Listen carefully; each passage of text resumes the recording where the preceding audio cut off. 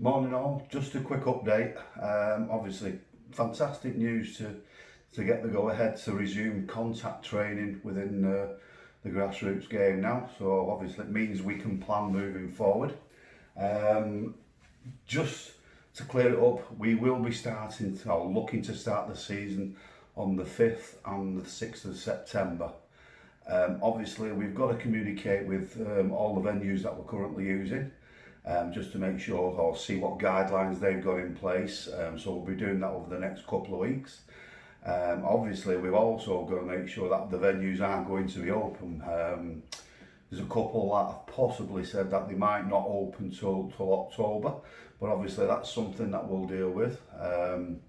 We're also looking for additional venues. I've probably tried an extra 20 or so far. Some of them haven't got back to us yet because they're still on furlough. So hopefully over the next couple of weeks we'll be able to give you more information about what other venues we're going to be using.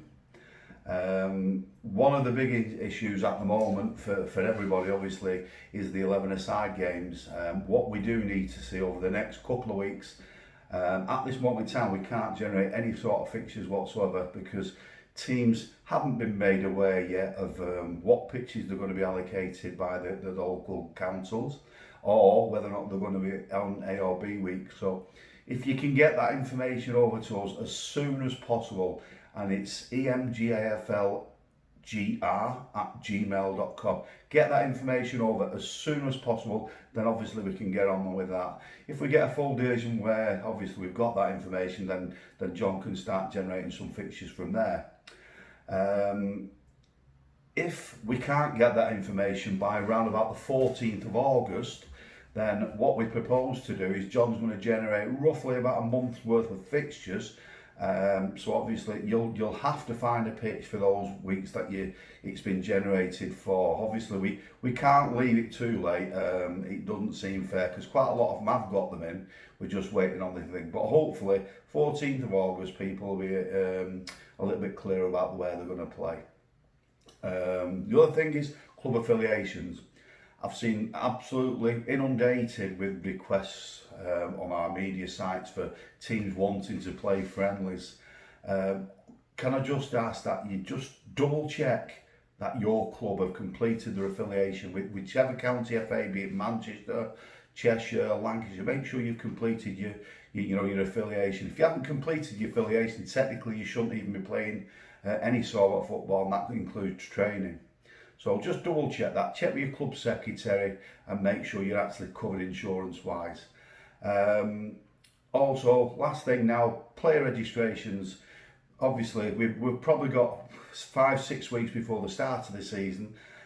So far we've got just short of 2,000 players registered. When we envisage about 10,000, that's way short, so just make sure you're on with this.